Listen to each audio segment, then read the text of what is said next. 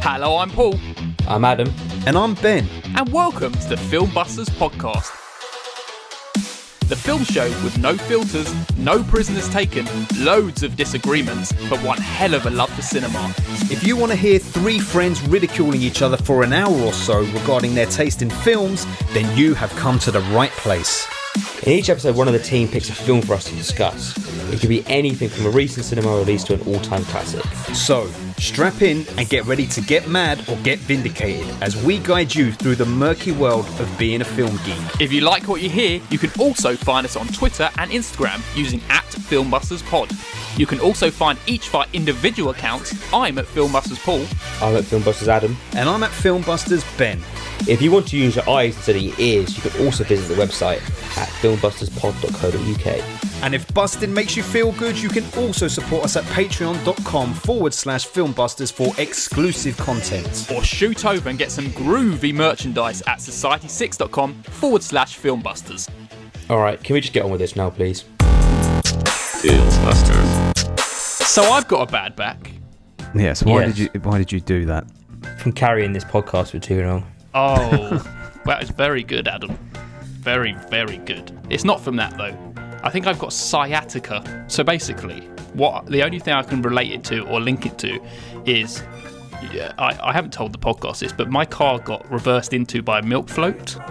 When? So this is a milk delivery person for Americans. I don't know if milk float is a thing.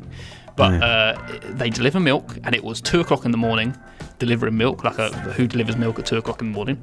And they reversed down my mum's driveway. I literally parked the car there for 2 minutes, not even joking. I went in to get Woody, who was in the house. They reversed the milk float down and scraped all the way down inside my car, knocked my wing mirror off, and basically caused a lot of damage. When did this happen? Quite like the end of last year, I think. Oh, okay. I vaguely remember that now. Yeah. So anyway, it was obviously their fault, so my car's getting fixed. Now in this time, I think that they moved the positioning of my car seat to go really, really low, the lowest possible setting, but then also moved it really far forward.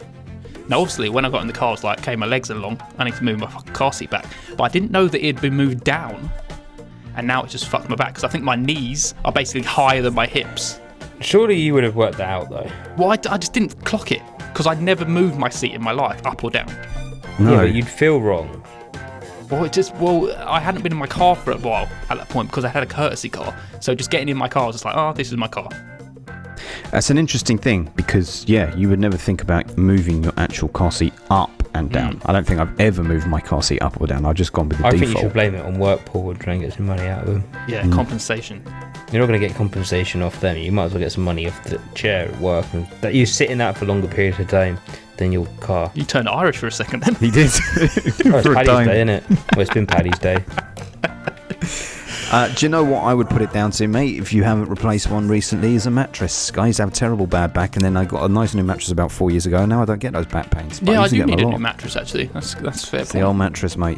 Get a little bit of that memory foam or whatever I don't know. Something decent. I should actually do that, yeah. Get Woody to buy you one. You've bought him enough stuff. He has got a lot of money in his bank account. It's quite unfair. There you go. Considering we're still buying him stuff, yeah. Why is he not like going, hey, do you want me to buy this thing?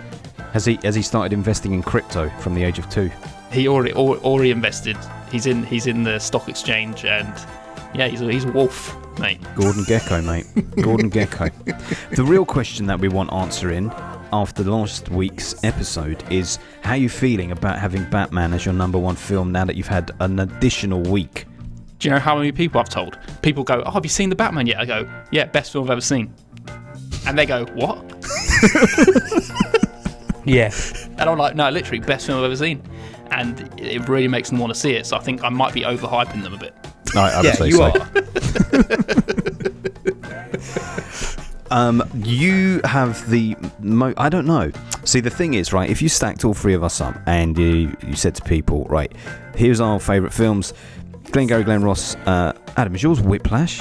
Back to the Future, I'd say. Of course, Back to the Future. If you said Glengarry Glen Ross, Whiplash, and Batman, the outlier there, even though it is a massive film, is Batman. Because even though it's a massive, massive film, people would not expect it to be someone's favourite film. Yeah, because it's like those kind of like cheese and onion crisps versus ready salty crisps. Well, as an analogy, if you're having a party, you buy cheese and onion crisps because ready salty crisps because you know everyone's going to eat them. But if you go out for yourself, you go and buy cheese and onion crisps. So you're saying Batman's cheese and onions? No, I'm saying Batman's more ready salted. It's more tailored for everyone. No, it's not, because if you think about it, everyone enjoys it, but they're not like. No, we're talking about favourite films now, and you're saying the most obvious. It's like the most unobvious pick for a favourite film. Oh, I'm not saying. I was saying it's. So your pick is a ready salted crisp pick. Yes, out of exactly. All of ours, Adam. Back to the Future is ready salted. Yeah, because if I walk down the street, people who don't even like film would probably go, Back to the Future. I would honestly say mine is prawn cocktail, because they'd be like, oh, prawn cocktail? It's more like some people don't like prawn cocktail. No, but the thing is that everybody's enjoying Batman, but they're not saying it's their favourite film. Everyone's not enjoying Batman. A lot of people are not enjoying Batman. I haven't seen anyone say a real bad thing against it. There's a couple of them out there I've seen. Not too many, but there are that's some. no more than you'd get for any other film. No. There's always going to be someone that hates everything because they're miserable cunts. Yeah. Of course. Well, there we go. Yes. Favourite films all the time. Here's something that I'm considering doing. While, listeners and patrons and all, in a couple of months, I think it's probably been mentioned a few times, but in a couple of months, Paul is getting married. Oh, yes. So there'll be a big wedding, and then he's off on a white wedding. And then he's off on a honeymoon. A nice day for wedding. Adam's going on holiday, and I'm going on holiday. So there'll be a little period where we might drop out a little. But one thing that I'm considering doing, and I'll do it on Patreon, is at that moment I'm going to revisit every film in my top 10 over a weekend, and I will update as I go as to whether they still are deserving of their top 10 spot. Are you going to start from 10 and go to number 1? I'm trying to work out what to do. See, in some ways, I would say yes, but in many ways, I should do 1 to 10, because number 1 should be, well, this one's not going anywhere. Hold up. Yeah, it's those 8, 9, 10 that are at risk. So I'm planning on doing that because Paul has inspired me to give it a shake. But sure you wanted to look forward to the best films. They're all best films, mate. I would look forward to every single one of them. True. So that's something. That is very exciting.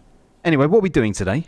Today we are doing your pick, Ben. So do you want to introduce the Batman? Oh yes, we're doing the Batman again. This time is Keaton's Batman. Yes.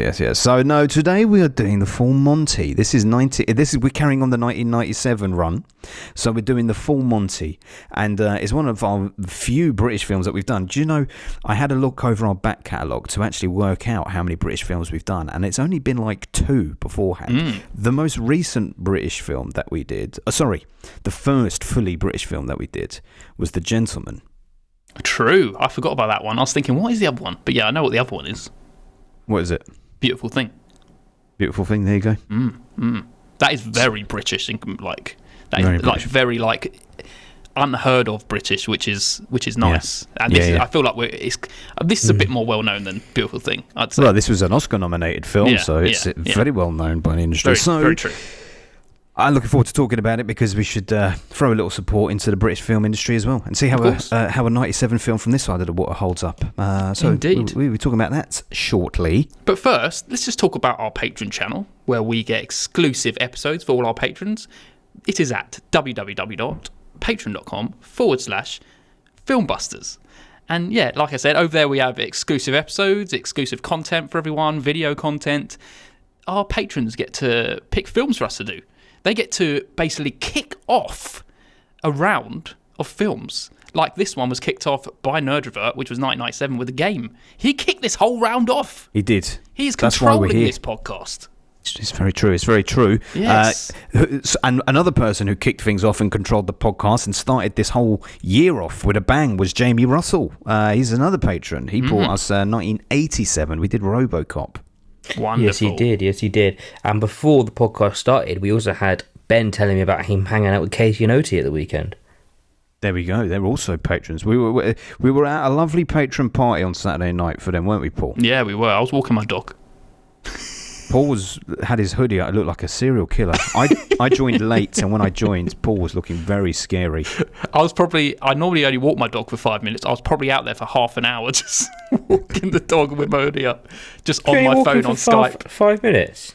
Yeah, I don't only take him for a wee. It's literally like 10 o'clock at night. Oh, that's mean. It's not mean. He gets loads of walks during the day. We might be able to do some patron meetups in the future. Who knows? That is all the exclusive things you can get with this patron. And you become a patron. Just like the likes of our newest patron, Jason Clarkson. Yes, you can. And you've also got Philip Barantini, Boiling Point director, and I believe Boiling Point will be on all good streaming service as of the moment this episode drops. It's on Netflix UK listeners, so rush out and watch it if you haven't yet. It comes out on the 23rd. Wednesday. It will be in the past by the time this episode comes out. You also have Julio, who started off the last year. No, he's picking the next year, is he? He's picking the next year. Yes. He's doing the next round. He's kicking off the next round. He's from Texas. If you didn't know that. We also have Luke Human. He's another Brit, and we love him. He's the eloquent Brit. He's the one who's luxurious, salubrious words grace our... Salubrious? I've never heard that word before. That's a word. I think it's a word, but I don't know what it means. I shall Google it. It means pleasant, healthy, not run down. There were many salubrious eating establishments. Very nice. That's an example of it in the sentence. Put it in a sentence, just like you're on Countdown. Yes. Who else we got? Fiona Stewart, Joaquin Phoenix mega fan. We don't know where she's from. She's from Texas. We also got Steve from Movie Drone, Texas. Who's from New Zealand, is he? Steve from Movie Drones from New Zealand, yeah. Are you serious?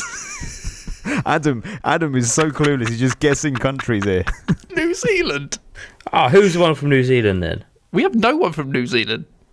Who's the guy we did a podcast with who's from New Zealand? They're from Australia, and they were the IMDb movie journey guys.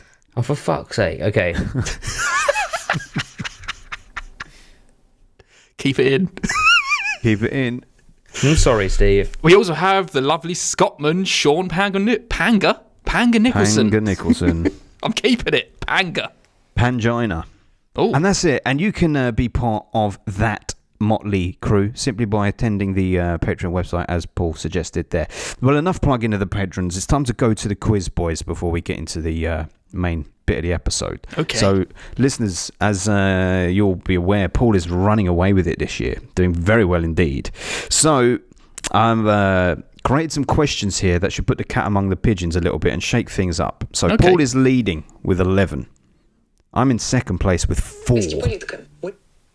What's that? That was Adam. Of course it is. This guy's always on his phone. He's flicking through videos and shit. Constant. I can see him now on his phone, just paying attention to that. I'm paying attention to you. Liar. And in last place, and rightly so, is Adam with 3 points. He doesn't pay attention.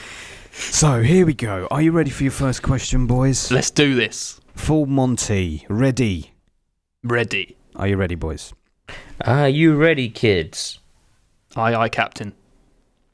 What football reference is used to get the boys to move in time during Arsenal rehearsals? offside track. Arsenal Adam. offside trap, not track. Oh, Paul, Is it you were track? so close. Oh, that's why. You were so there you close. go. I'll give it to him. It's fine. If Adam hadn't got that, I would have given it to you, despite the word. Is that what it is? Trap. Yeah. They're saying track. Like the old offside trap someone. Trap. Yes, you trap them into the offside. There you go. Of course, Adam would get the old football one. I thought you stumbled your words there, Paul. I thought you went to say trap and no, I don't know anything about football, so I just guessed that as it was track. That would have been stunning. Well done, Adam. You got a point. Ready for the next question, boys? Yes. Yes, please. Under what name do the boys market themselves on their posters Hot around Metal. town? Very good, of course. Yes. Paul is on fucking fire this year. Wow. On fire. He ain't got a back problem. He's lying about that. He is. I'm claiming benefits. That's the offside back. Offside back. Hot Rubbish. Metal. Very good. I had to go back and rewatch that scene because I was like, that's the question I want to ask, but I don't know what they were called. So I had to go back and look at that to find the name. Very well done. So Paul is leading the way with 12 points, and me and Adam are tied on 4. Oh, tied. I clearly have to make these questions even fucking harder. Very Thank you. well attended, boys. A point apiece. Thank you very much.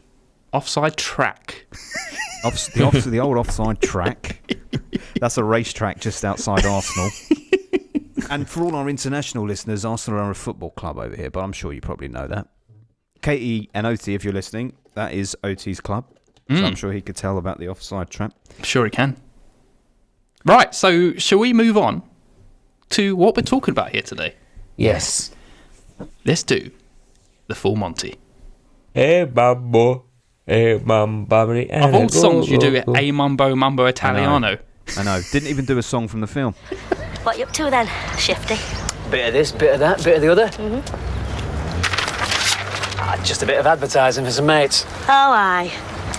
I know it's going to come and see your mates. We had the real thing up here the other day, you know. Well, us mates are better. Better? And how's that then? Well, this lot go all the way. Don't they, lads? The full Monty. You lot. Hellfire. That would be worth a look. See you there then. Keep your hair on. No way, no, and never. In that order, kid. Excuse me, no one said anything to me about the full Monty. Oh, you heard them. We've got to give them some at your average 10-bob stripper don't. Yeah, but you Willie, I mean to say... You're Willie. My Willie? A laughing stock. Totally. Well, they're coming, aren't they? Ah, with a pair of scissors. They know it's us, you know. Yeah, and by closing time, every bugger in Sheffield's going to know it's us whether we do it or whether we don't. We can either forget it, go back to fucking job club, or do it and just maybe get rich. And I tell you, folks don't laugh so loud when you've $1,000 in your back pocket. Now, are you in, or are you out? Right, everyone, today we're doing the full Monty from 1997. This is directed by Peter Cattaneo. This is a spoiler episode, so if you have not seen it, we'll be going straight into spoilers. No hanging around. It's actually on 2 streaming services in the UK. It's You on have no Amazon Prime excuses. and Disney Plus. Yeah, check in it the out. UK. So I don't know what it's saying around the world, but UK listeners, you have no excuse. Yeah, so stop and then go and check it out first, and then you can come back and you can experience everything as it should be on this episode. I can tell you right now that no one in this film has been in any films we've done before, so this is all their first time. They're all Film Busters virgins. Not even Carlisle? No. Wow, that's surprising. So that just leads us straight on to what this film is about. Adam, would you like to oblige? Yes. So this film is about a group of guys in Sheffield who are all jobless, and then the Chippendales come into town. Not the chipmunks from the film Chippendale. That's what Adam thought. The film Chippendale. That shows how When I was young younger, Adam I is. always used to think that when people mentioned the word Chippendale, they meant the 2 chipmunks. When your mum kept mentioning them. Yes. You know, the gotta see the Chippendales again. Chippendale were they were the rescue rangers. Yes, they were. I remember going to Disneyland and Rescue Rangers. Yeah, I saw them at Disneyland too. I'm one of those restaurants, and they come round, and one of them picked up my sister's drink off the table and pretended to drink it, and she punched him. Oh She dear. punched him in the stomach. She was Very about violent. 6. She was about 6 Violent years old. family. That's You've what got to Adam watch gets it those from. Fergusons, man. Fucking hell. Reprobates. Yeah. Going to Disney and fucking up the kids' characters. Yeah. Anyway, yeah, so they saw them come to town, they saw them make a load of money, and they think, well, why can't we do that? And they get a group of lads together, and they do that. They do that. Do that. If that was the end of a plot description, that would be fantastic. Yep. And they do that. I don't have to watch it now. I know they do that. 1, 2, 1, 2. Spoilers. I wonder if that applies to any film title. Terminator 2 Judgment Day, and he does that. Judgment Days. Yeah. Right, Ben, you got anything about this film? Oh, yes, I do. Yeah, so the Full Monty was released in 97 in the wake of the death of Princess D, Lady D, in England. And its box office success was attributed to the fact that it was supposed to be lifting a nation in mourning. Apparently the nation were ready to be happier, and this was the way to do it, apparently. And it was starring a wealth of British actors in the time and shot entirely on location in Sheffield, in Yorkshire. Apparently the shoot was incredibly challenging, with many of the cast members saying it was a difficult experience, and Carlyle describing it as a horrible filming experience. Really? Nonetheless, because of the conditions, the long hours, how cold it was while they were doing it, and the fact that they were in Yorkshire probably. Nonetheless, it is considered one of the most successful British movies ever made, coming in at 23rd highest box office takings of a film in history in 2017. So as of 2017. So that's UK and US films. This was took the 23rd highest box office in this country. Mental. Yeah, Wow. Incredible, you know. Fantastic. I can't wait for someone to prove Ben wrong with that fact. Yeah, please do. Exactly. Yeah, go on, fact checkers. Tell me how I'm wrong about that. I can only do as much research as I can do. Of course. And the final strip, the full Monty that ends the film, really did take place in front of a room full of extras. The actors agreed with the director. It was a one-shot deal. They had one take to do it. They all agreed it would only be one take of them revealing themselves, and they did it. And that's that iconic final shot, was them actually revealing themselves. You think nowadays they would have just worn like a little cup, at least? I know. Well, they were going full Monty, mate. Yeah. They were going whole hog. Yeah. Whole hog.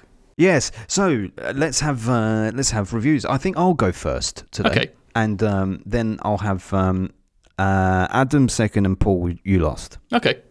All right. So I feel like I only saw this film a couple of times back in the late 90s, and weirdly watched it with my mum and dad. And at the time, I remember feeling kind of aware that it was probably there was something more happening in the film than just men taking their clothes off and stripping, but I was probably a little too young to appreciate it. I remember appreciating the humour and whatnot now. And now, watching it on this lens, from this side of the 21st century, what I love about the film is the fact that back in 1997, this little British film was one of the first fucking films to really talk about male identity and like male vulnerability, not only because they lose their jobs at the steel mill and feel emasculated because of that, but for various different things like being overweight, being gay, being too old, just feeling like an outsider in society. And without going too deep and dark into any of those areas, I mean, it deals with things like suicide and stuff, but in a kind of light way. It does address all of that stuff. And by the end of the film, I like how what the women are ogling on stage is men with all of their flaws, embracing men with all their flaws, rather than the US Chippendales. They're embracing these overweight, skinny, flawed men on stage, and I just liked watching the journey. It's a very harmless film. It is not. It's saying stuff, but not on a really meta, leveled, layered way. Everything that it's saying, you can read into quite easily, and I just thought it was fucking ahead of its time, man, because it's aged wonderfully. 25 years later, and there's films nowadays that are coming out about male vulnerability and shit like that, and this film did it at a time when it just wasn't a conversation, certainly not in British lad Yorkshire culture, steel workers. And that Robert Carlyle character is problematic because he does so much which is bad and erroneous and just rude and crass and vulgar, but he kind of just represents the man of the mid-90s, the working class man of the mid-90s, and his like evolution throughout the film is hopefully been reflected in society since then. And I laughed a lot, not a hell of a lot, but I laughed a lot. I thought it was charming, and I enjoyed it very much. And yeah, I was happy to see it. Very good. Yes. Okay. Gosh. So I've never seen this film before. I've heard a lot about it and I know of it. And I don't know, for some reason I've never really thought of watching it. But I thought it was just going to be a kind of, I don't know what I was expecting it to be, but I wasn't expecting it to be what it was in this film. And I have to say, I thoroughly enjoyed what it was. Like you said, Ben, it's had a great message throughout it. It had a lot of heart in it as well. And it was quite funny throughout. And it was great to see, like, more than just a film of these guys practicing to get their clothes off. I've never seen films like Magic Mike, or at least I don't maybe have, but I do not remember them in the slightest. But I can't imagine they're anywhere close to this. It is just, this is, like you said at the end of it, it's everyone's celebrating these people being comfortable with their flaws and putting them on display rather than what the people would expect at the beginning of the film, when you're perfect or your ideal, what the society classes as an ideal man. These guys are probably just getting a bigger reaction for it because they're real. And yeah, I must say I had a great time with this film. It's a brilliant film. It's very funny. It's got a fantastic soundtrack throughout it, and it kind of does feel real as well. You could totally kind of, with an extent, see this kind of happening. But yeah, I enjoyed it. Oh, Very good. good. For a first-time That's watch good. as well. That's good. Yeah, nice. Shall I go? Yeah. Yeah. So, my nan used to have the VHS of Full Monty, and me and my sister always used to throw it on now and again. So it's very familiar to me, though I haven't watched it most live since those days of being babysat by my nan. So of course, there's always going to be this fear of returning to something after so long that you think you enjoyed. Are we going to say the N word? What's the N word? Nostalgia. Oh no! I'll stay away from that. So yeah, when you return to it, you find it might be like incredibly outdated. And other than a few derogatory words, which in my opinion adds more to the texture of the time, as you say, rather than the opinion of the film, it holds the fuck up. Yeah. and like maybe even more than holds the fuck up, because I had a beaming smile on my face for pretty much the majority of the runtime. And it's actually crazy how much I actually remember of it, considering how young I was. So like it was almost like returning like to an old friend kind of thing. It was quite nice. And I think it's a great study of all forms of masculinity and being comfortable with oneself, as you said. And the greatest thing about it is how much of like the everyday man they all feel, just like a hodgepodge group of men crammed together, and they all feel very natural. And this was a pretty wonderful experience, return to this, and it's still funny as fuck. And I'm very glad you chose it, Ben. It was great to return to this. Oh, well, I loved it. That's good. We all had a nice time with it. Yes. 100%. Well, excellent. Did you all feel shortchanged that we'd never get to see their penises? Do you think we should have seen them? Not really. You don't need to see don't them. need I feel to. like it's No. kind of would actually take away from the meaning of what you said, like everyone having their flaws on display. It was charming seeing all their bottoms at the end anyway. Yes. And, Yes. and like you said, Paul, the light shining The out light of the one. shining through his bum. I completely forgot about that, and it popped So up. I was like, perfect. wow. So perfectly timed to get that shot. Perfect. Yeah, I think you don't need to. It's more like it was there for everyone who decided to pay a ticket in that room. Yeah. It was all just for them. Yeah, absolutely. Exactly. Yeah. What is wonderful. It was.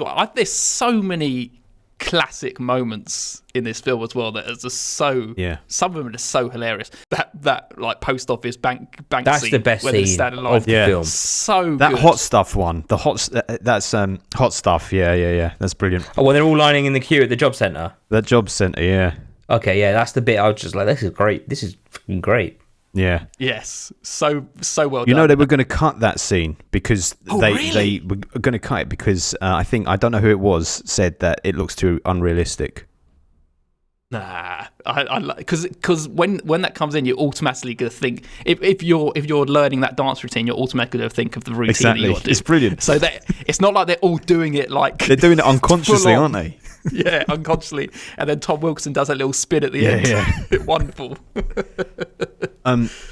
Why don't rather than talk through this film because it doesn't feel like that's the right thing? Why don't we talk about the guys, each guy individually? I thought you said the gays. Well, there are some gays as well. We can talk about them if you want.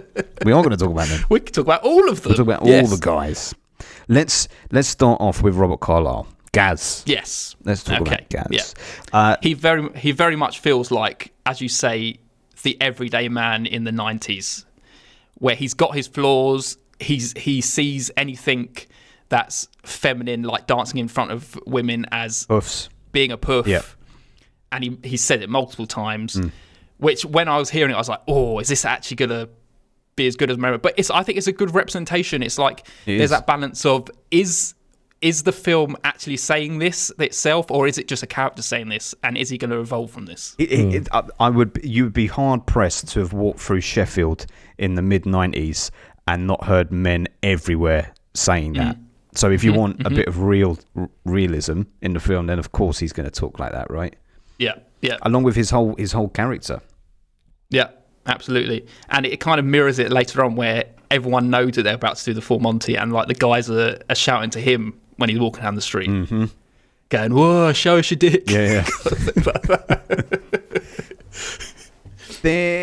I can see a lot of people not liking him, though. Yeah, definitely. Despite that, I think how much you like buy him probably is also a little bit about how much Robert Carlyle wins you over as a performer. He's great, of course, but if people had come pretty much fresh out of Trainspotting, which came out the year before, expecting to see Robert Carlyle because they fucking loved him as Begbie, and then saw this, I can imagine a lot of people being put off. But he does a wonderful job at dropping the Scottish accent. Yeah, definitely. You believe he's from Yorkshire. Absolutely. Yeah. And I think he, in terms of his character, just the fact, to warm to him, just the fact that he has so much passion for his son and wanting his son in his life, that is a positive for his character, 100%. Yeah, he still keeps it real, but he's just a bit, his world is a bit blinkered around him, and he's doing his best to get rid of those views and accept his new views, and he's doing anything he can, but it's life's kind of getting him down at the same time. Every time he stands up, he gets punched back down again. But he also punches himself back down. And he punches others back down. He's a likable lad, but he does some terrible shit. You know, the worst thing that I think he does in this movie is when Tom Wilkinson is going for the job interview, fucks it up for him. That is pure selfish. Yeah. And also when he gets the guy to steal he gets him back, but he steals him the the jacket. Yeah.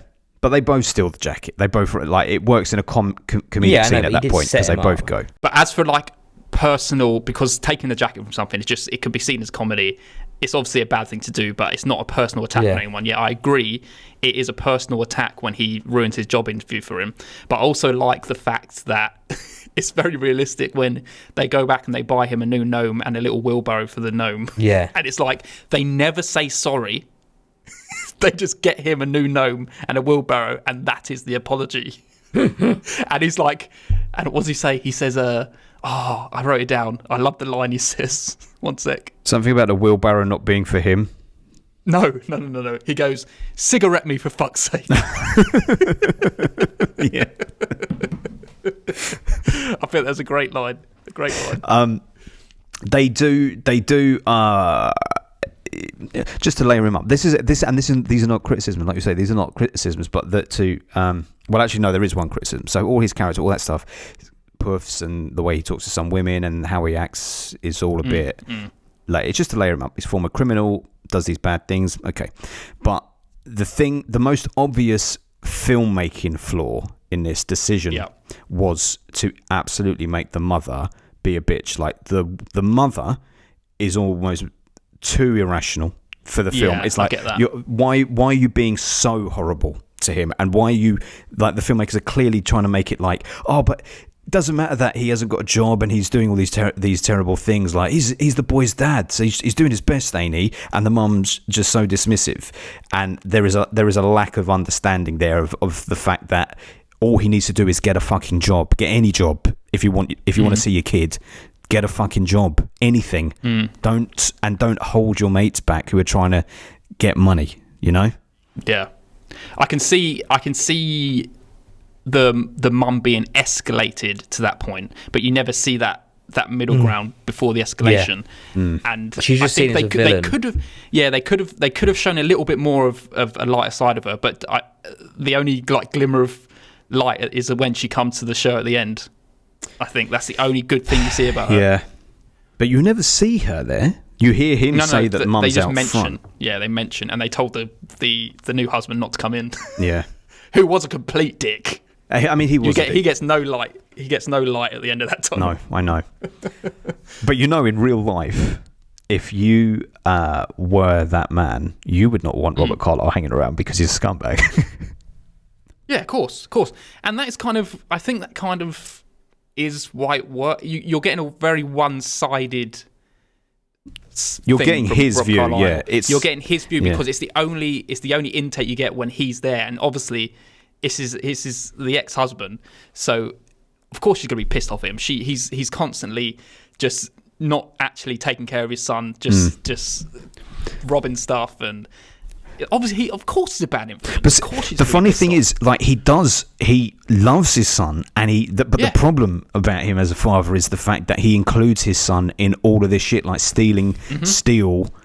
And hey, I've got to say that I love that opening when they are on the car, and then they're just stranded on that car, and that guy walks by and he goes, "All right," and he goes, "Aye, not so bad." It's like just an everyday thing. Yeah, it's fine. Just here on this car in the middle of the water. Just people hustling. I like that. But what do you think about the fact that he dances? So Jenny said, so when we were watching it, and Denzel's relatives come to watch them strip in rehearsal, Jenny was like, oh, they're going to do it in front of his niece. And I was like, but they've been doing it in front of his 10-year-old son. Yeah. How do you feel about the fact that they were doing that in front of the 10-year-old son? I guess it is kind of bad.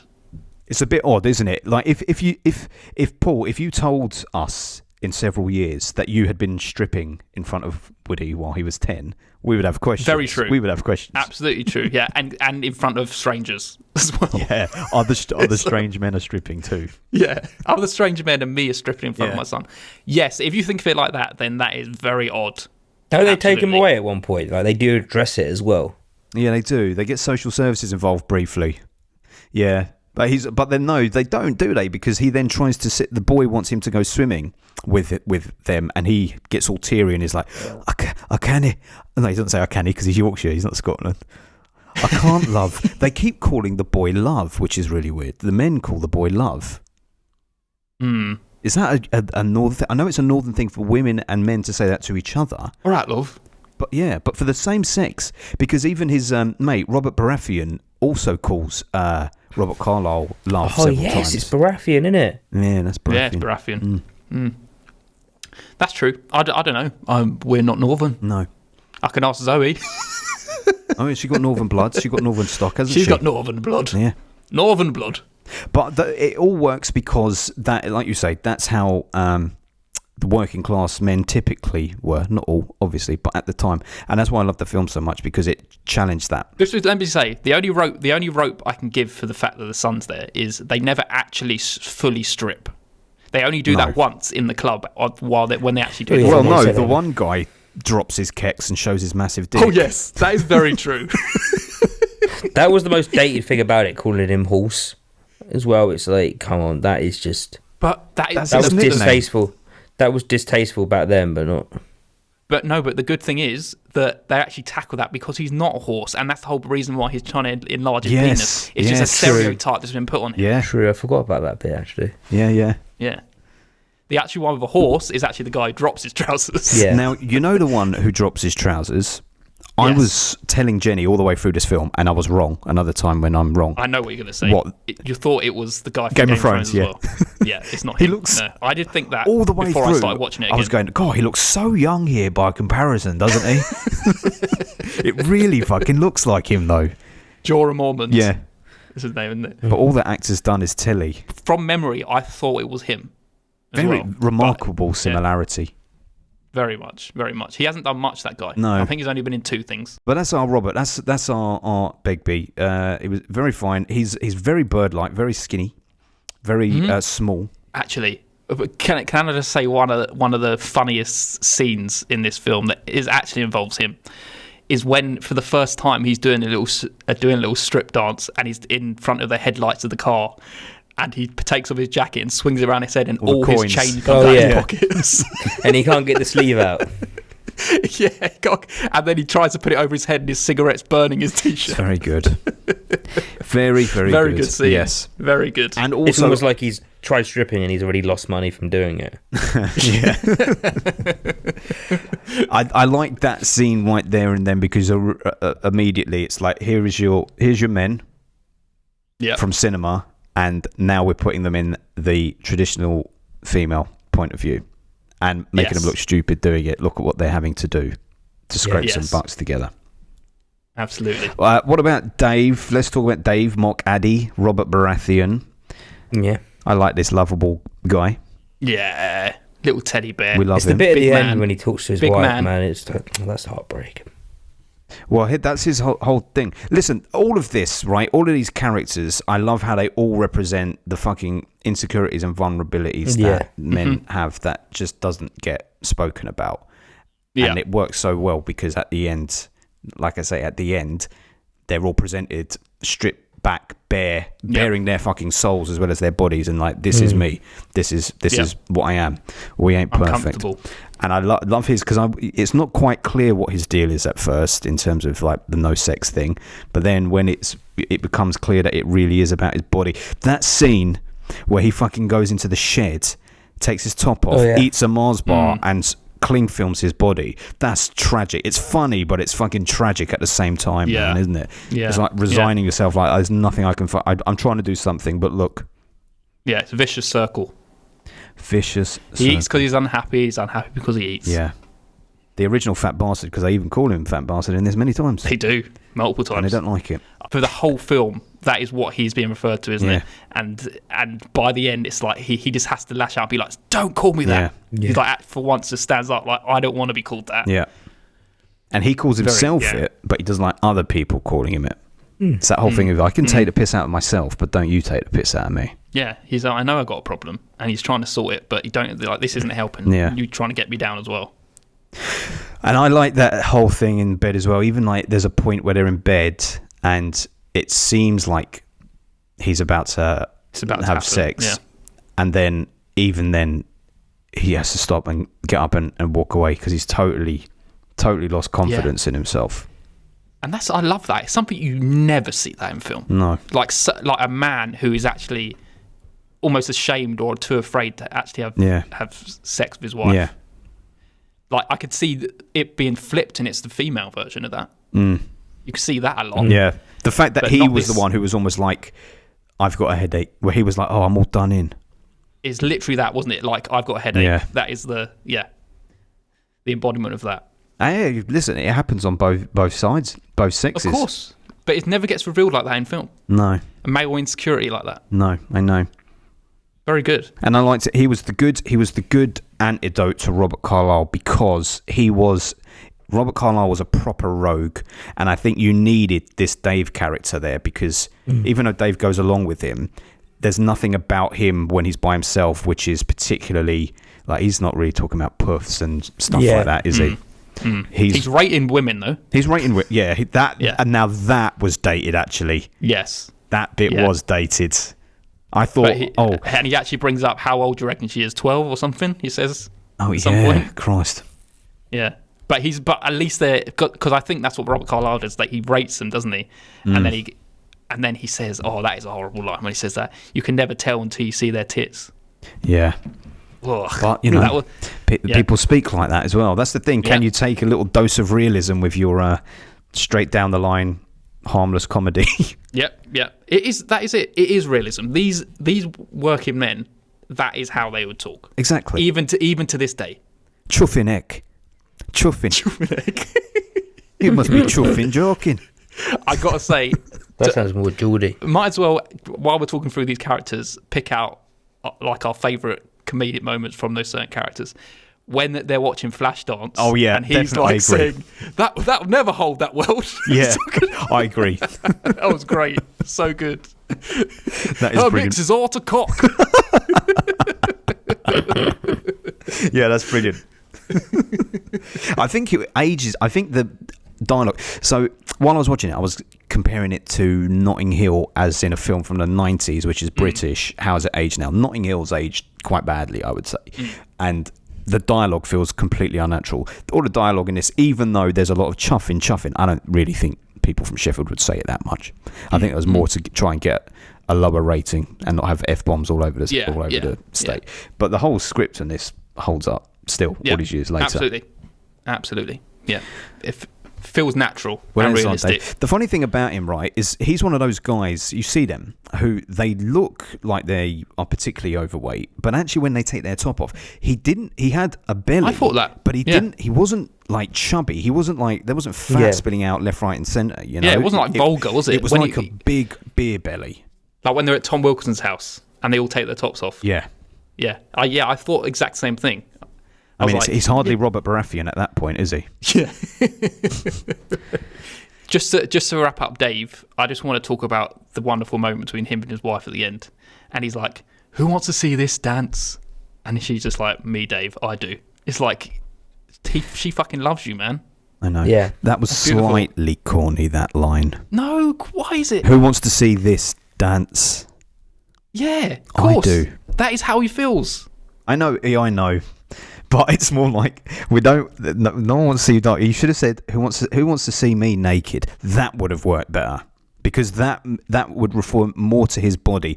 True. I Him guess so. saying who wants to see this dance makes it seem like dancing is his dream, and he can't. He doesn't do it because of how he looks. But that's not his thing. This is just a one-off thing. It should be more about his insecurities about what he looks like with his clothes off. Yeah. So I would have liked that line instead. But the Yeah, I can see sentiment that, yeah. is still appreciated. Yeah. That actually finds the thong. It's like you would think that your I know, mind would that's go to funny, that. yeah. Like, why has he got a thong? Yeah. I've been out with Gaz late. Yeah, I bet you have. One of his tarts, is it? Oh, that was nice. Yeah. Very nice. We I love their enjoyed it. partnership. Yeah. Less to speak about on this gentleman, perhaps, but or maybe not. When we're first introduced to Lompa in a black comedy scene, they're helping him start his car while he's trying to kill himself with the exhaust fumes in it. Didn't see it at first. Which The is hose in funny the back that he window. doesn't see that at first. The bit I always remembered about this guy was when just after they've saved his life and they're sitting on the hill and he's talking about how he doesn't have any friends, and Robert Carlyle's like, "We just saved your life, don't say we're not your friends." And the little smile that he has on his face, Yeah, like, cute. Really? Yeah. That is just sweet, isn't it? It's really sweet. It's quite harsh when they're talking about like the ways they would do it instead and like how he went wrong. Like I know that's before they like say that black humour. Yeah. And this is what I like. They don't really go. They don't have to go into the specifics of what put him at that stage. We can just see that by the end, this is a probably closeted gay man at that time who's looking after his elderly mother at home without nothing a real else. job. Yeah, it's Literally sad. working as a security guy in an empty warehouse with no literally one. with nothing. Yeah, just lonely. Yeah, incredibly lonely.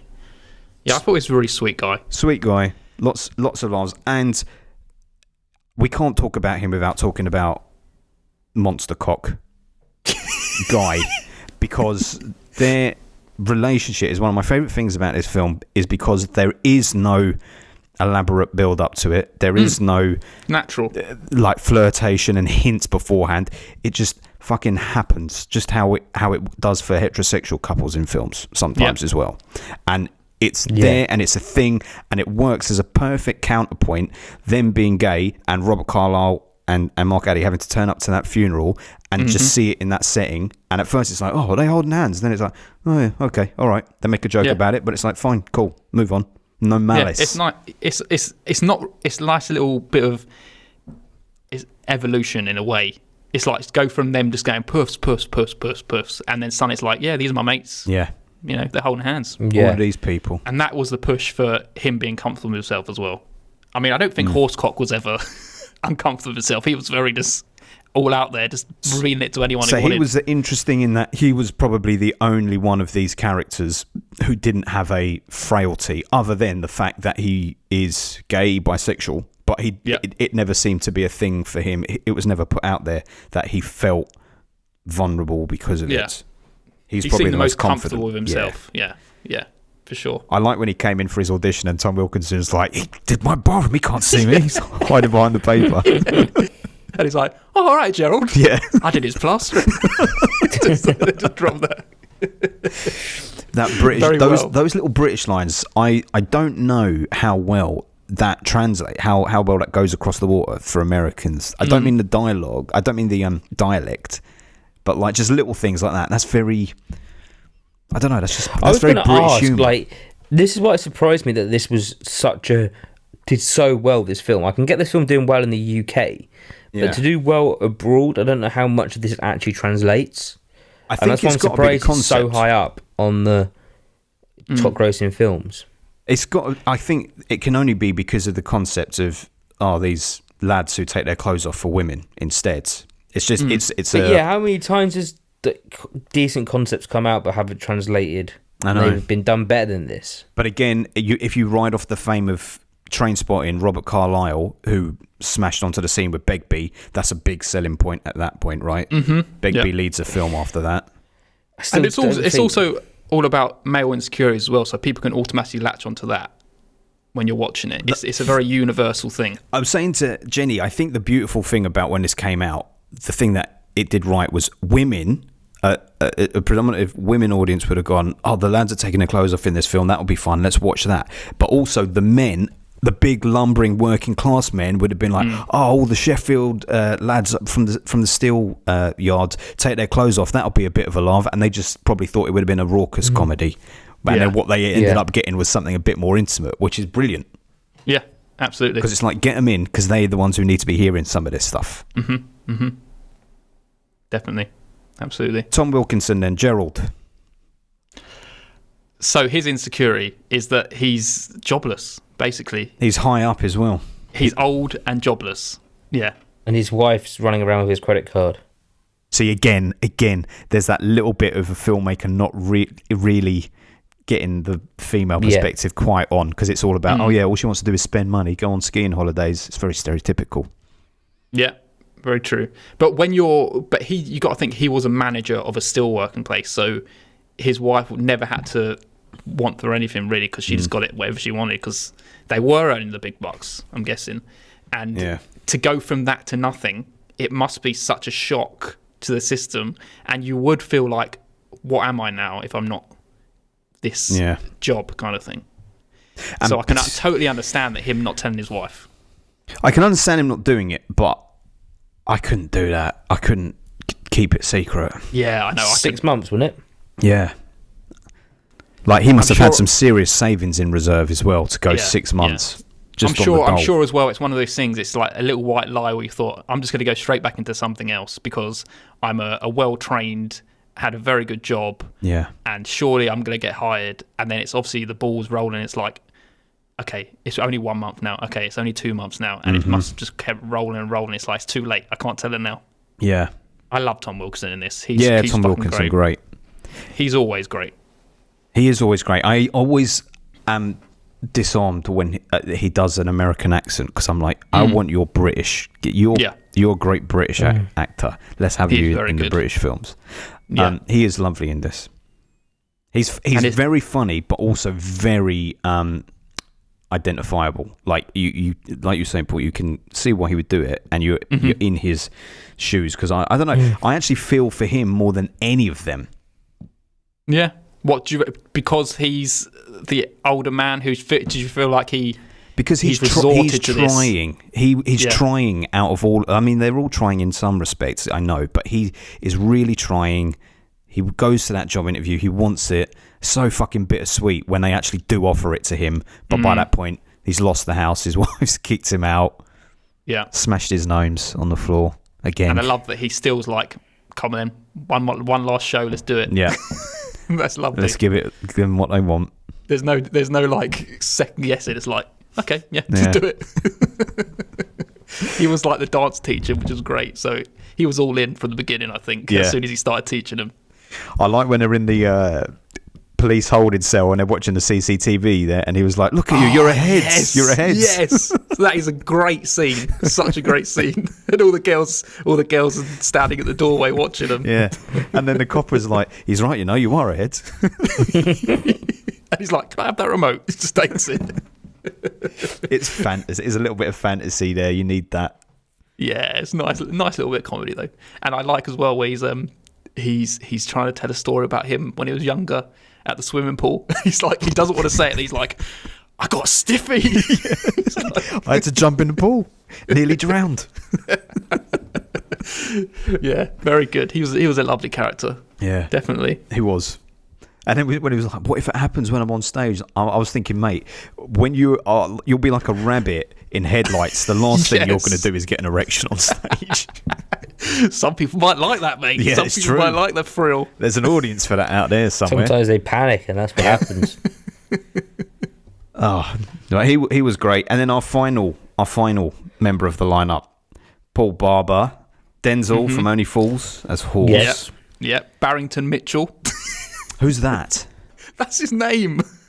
What, in the film? Yeah. Don't you remember that? Because they've been calling him, what's it, Mr. They call him Mr. Horse? Yeah, Mr. Horse throughout the whole thing. And they don't actually know his real name. And until he goes to, where does he go? He goes to the post office or something? The job centre, "What's isn't your it? That's name?" the And he goes, Dole office. The Dole office, yeah. And he goes, "What's your name?" And he goes, "Barrington Mitchell." Right, And they just right. look at him like, what? Now, I like Funny. him. Here's our man, because he goes on two fronts. He's the older man. Yeah, but older man. When he was a younger man, he had the skills. And I guess... Stereotypical idea of what a black man is like. And that's also translate when... what's his name? Dave? Is Dave the Mark Addy. Baratheon? Yeah.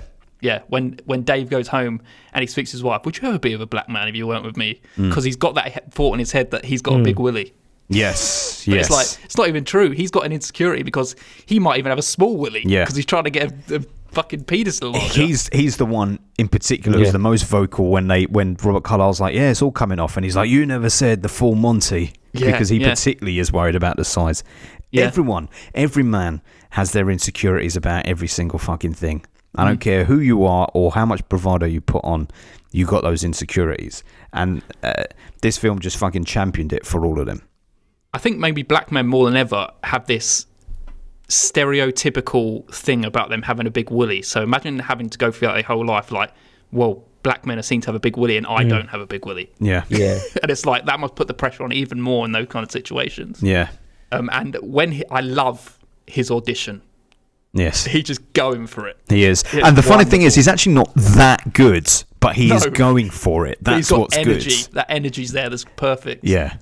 And he is. And he's great. And I always love to see Denzel popping up in stuff. Yeah. Yeah. Definitely. The thing I liked about the final dance as well, when they're all on stage, is that, as you would expect, they are still fucking shit. They were out of time and everything as well, which is what's Absolutely. great. I'm so glad they weren't perfectly orchestrated, because that would have been unbelievable. Because they are just meant to be fucking amateurs. And the fact that Robert Carlyle just late, runs on stage late as well. He's not even really like ready to go with the rest of them. Yeah, It works so Robert well. Carlyle. It is. I could totally see people watching this and taken against the film because they don't buy into him. He's that crucial character where you either go with him or you take against him, and that would affect your enjoyment, I think, if you took against him. Definitely, I can see that. But I just find Robert Carlyle was just too good an actor. Like, not even breathtaking as an actor. There's just something about him. There's a Charismatic. charm and charisma about him that you're with him. He feels very authentic. Like that whole dance at the end is just wonderful anyway. But like him running on stage with his cheeky smile just like makes my smile even wider. Just him joining that, everyone going yeah. He runs on, and they're all putting thumbs up like halfway through the dance. It's like, carry on with the dance. They're just all happy to be there. They are all happy to be there. And it was, yes. Honestly, the most crucial part of the whole thing for me is how ahead of the time it was. Because I think even in 97, they weren't really aware of how significant, how it was telling this story and how it was presenting masculinity was. Yeah. And to see it now, looking back 25 years, it's like that was ahead of its time. Absolutely. To do that. Because when you have that and then you stack up the Guy Ritchie films as British cinema, right? Guy Ritchie films, there is no room for vulnerability in masculinity. They're the anti-Monty. Very true. Very true.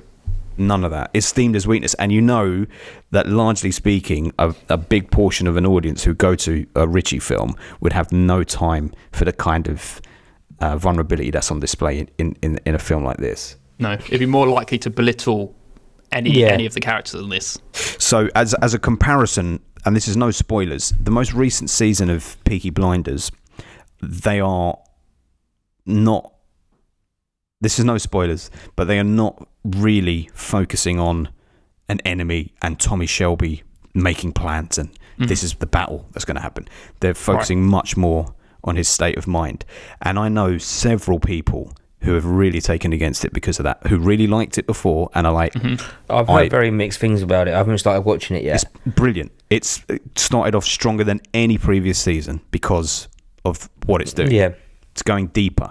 And that's what I mean. But there's men out there, and I want to understand it.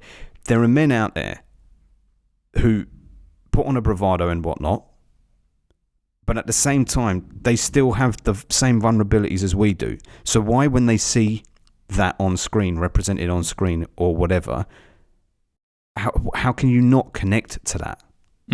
Why is that a problem? It's true. Yeah, because they don't want to. It's admitting it, isn't it? Yeah, that is the whole journey of this film, really, isn't it? Just admitting that you're comfortable with yourself and don't worry about what everyone else is thinking. The one scene that was very good was when they were looking through Cosmo magazine and commenting on the women, and then they were like, "But they're going to be talking like this back at us. They're not going to be talking about our personality. They're going to be talking about our bodies." Yeah. He's too fat. He's too old. He's a pigeon-chested little tosser.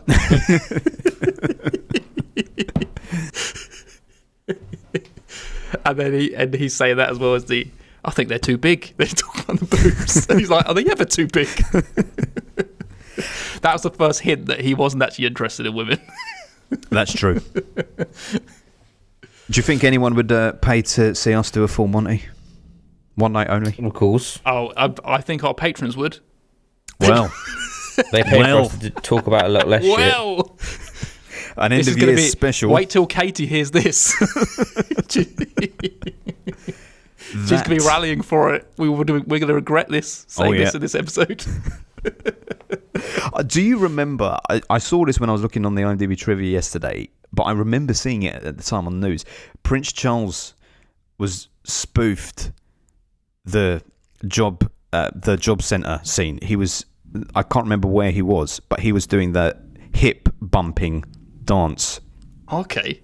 At the way back at the time. I've no idea. I've no recollection of that. Yes, it's a little bit peculiar. I'm sure it wasn't that funny. No. Danny Boyle was offered the chance to direct the movie but turned it down because he wasn't impressed with the story. Danny Boyle could have... I was about to say, this has kind of got Danny Boyle all over it, to be honest. Yeah, it has. I think he would actually have made a better film.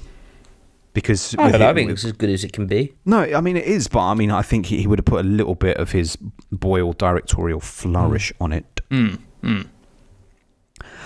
I can totally see how this would be taught in film schools up and down the country as an example of British cinema. There's much to read into it about the working class and the mid-90s turning point when the steel mills were closed and whatnot. Yeah, that video right at the beginning was an actual promotional video for the city of Sheffield that was filmed in the 70s. I'm still amazed by how well it spoke to audiences from around the world, not just the UK. I know. I could imagine it losing a lot of people with its language. Well, it must say something that Julio gives it an 8 out of 10. I think it's male vulnerability. It's masculinity in crisis. That's what it is. And I love to see universal. It's universal. Yeah. What films? The setting is obviously the only thing, and the accents are the only thing that's. But there you go. It's all about. It doesn't really matter how specific you saw it. Like we're probably going to be talking about it soon. But like Last Black Man in San Francisco, that's such a specific, unique story. But what it's saying is universal. So as long as the story is good, it doesn't fucking matter where you said it or who you're dealing with.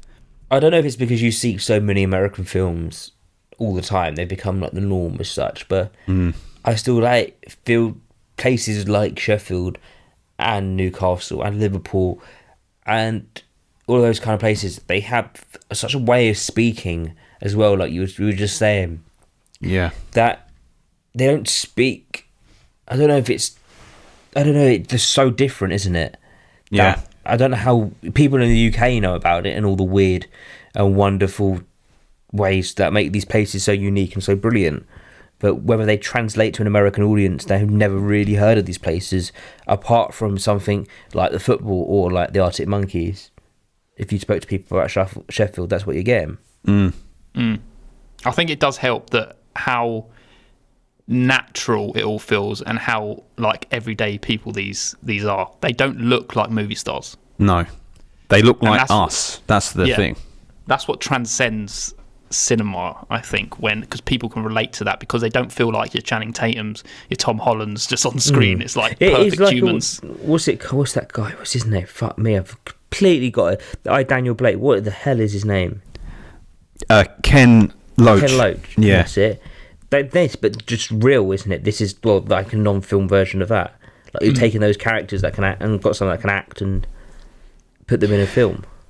That's how kind of it does feel kitchen sink kind of. Well, Robert Carlyle said, I don't know if this is still something he stands by, but I think I remember reading something by him about 10 years ago saying like he wants 90% of his output to be British film, because he's like, this is where I come from. I want the British film industry to thrive, so I want to focus on my films being that. When I checked out his IMDb last night, I was like, man, you really haven't done a lot since T2. Well, he's done a couple of films, but it's like maybe he is just very, very specific about if the right British project comes along, I'll do it. Theatre and all that kind of stuff instead, though. I haven't seen him promoting anything theatrically. He did a TV series, British TV series called Cobra, a year or so ago, about like he did the Once Cobra Upon a Time as well for a long time. Yes, I know he did. Unfortunately, yeah, he was the only good thing about that fucking show. Jenny used to watch that, and the only time I could give a fuck was when he turned up. It's true. He is the most memorable thing from that series. Oh yeah, the last thing I wanted to say about it is you two have seen Magic Mike, have you? This is miles ahead of Magic Mike. But what is Magic Mike the same concept? No. Magic Mike is it's a club that's like a Chippendale club, and it's about a guy who basically gets taught how to do it. Yeah, okay. It's not about like your everyday guys. Yeah. Magic Mike is like he's just being orientated into an already functioning stripper place. Okay. The anti-Monty. Yes, the anti-Monty. Yes. Well, as far as we're concerned, we will take Monty. Yes. Let's take Monty. And let's go to the scoreboards. Okay. I'll go first. It's an upgrade from me. It had been a 7 for a very long time. It's an 8, but I will admit that I feel like it only just got it.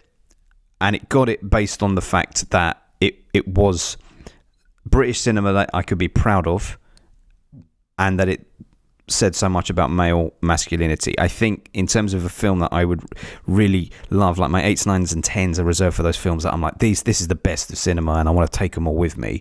But this deserves it, because there's not many British films that are up there saying stuff like this as well, and so ahead of its time. And as an adult, I appreciate it much more than I did as a child. Yeah. So fair. It's an 8 from me, but only just, but it's an 8. Yes. So I've never seen this film before.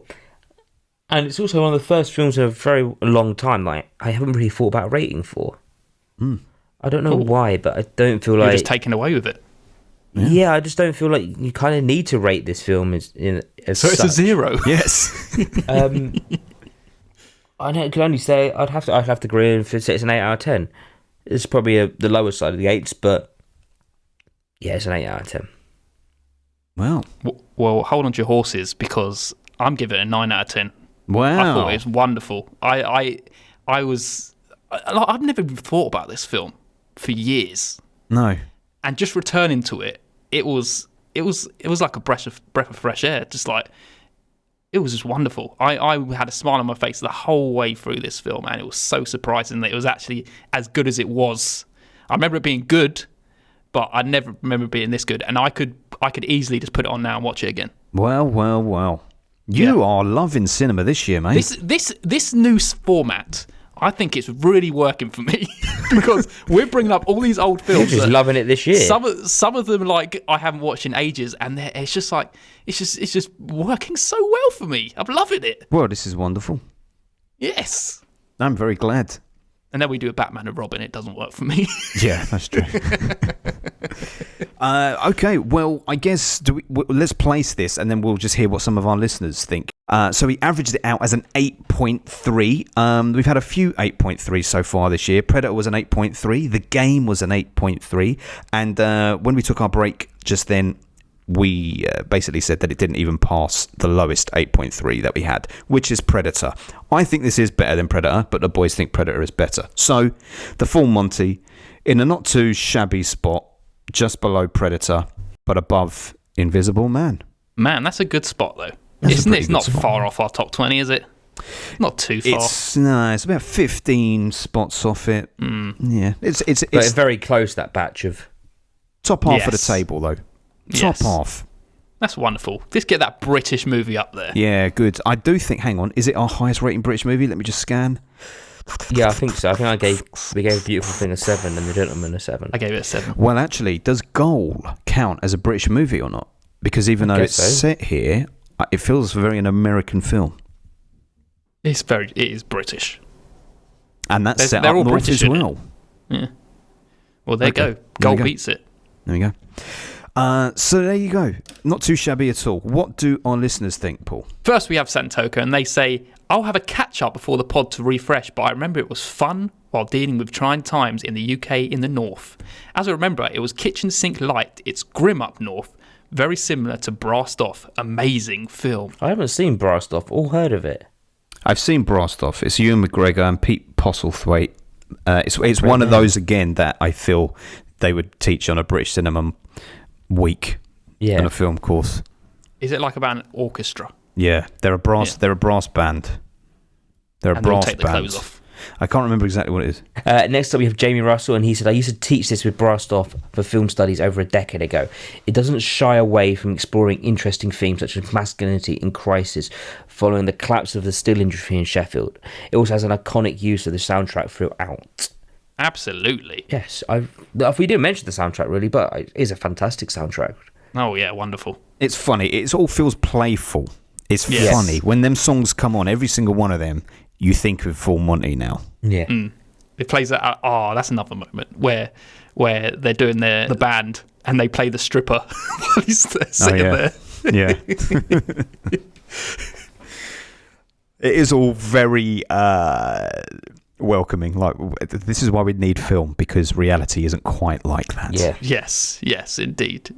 Well, thanks everyone for those lovely comments, and that's the end of Full Monty. Shall we move on to what our patrons have to say this week? Oh, yes, please. This is the segment where our patrons send in what they've been watching this week, the good and the bad. Today, we only have one, and that's from Katie and Oti from the For Your Reference podcast, and they say, lots of quality week-to-week television at the moment. Today's recommendation is the Epics show From. The slow burn of Castle Rock and the quick dissociation with Lost. This show grows on you, and the most recent episode had multiple payoffs. Give it a watch because I have so much theories to discuss. Well, I don't know what it's about. I have no idea. I think it sounds like, from that description, a bit of a psychological, if it's something to do with Lost. I don't know what Castle Rock is. Castle Rock was the Stephen King universe, where a bunch of Stephen King, kind of like Dark Tower Light, they took a bunch of Stephen King books and merged them all into Is it psychological? a world. Haven't seen it. Oh. Well, I love Lost, so it is of interest to me, so maybe I will check it out. You wouldn't like it, Paul, because Lost is one of them nostalgia shows for you. Well, next time you do a joke, maybe make sure you do it right. But that's not a joke. I meant it seriously. It's not a joke.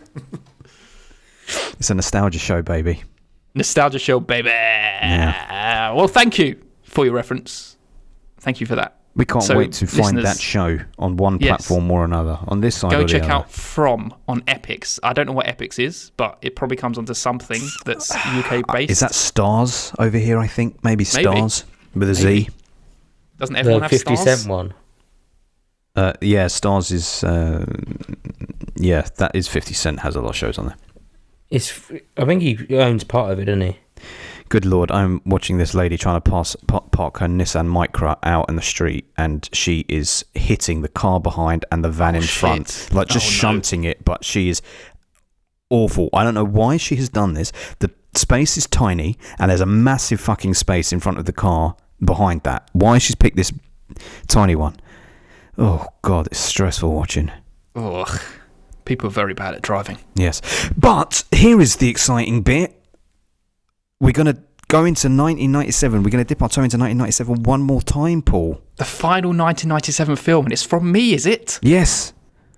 But before you reveal it, patrons, Yes. we're going to be doing a patron right after this, and the topic is favourite moments where men did the full Monty on screen for all and sundry. We're talking about our top 3, not our favourite 3, but the most memorable willies on screen. Willies only. Men's. Willies only. Men's Close willies. Yes. So if you want to be part All of the in their Willy talk, flaccid glory or erect glory. I don't know what films you picked. Mine are pretty flaccid. Yeah. well, I have, spoiler alert, 2 flaccid, 1 erect. Oh, God. I've only got 2 films at the moment. I need to think of another one. Oh, of course you have. Adam doesn't like to think about the men's willies. If you want to find out what erect penis Ben is talking about, you have to go over to www.patreon.com/filmbusters and sign up to the goddamn patron. Yes. But shall I reveal now my film that we're going to be going next? Yes, what are we doing?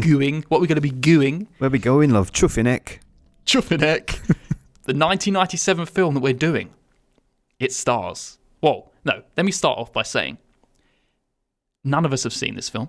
Oh, okay. It is all a fresh watch for all of us. And I feel like it's a film that we should have all watched. Right. It is starring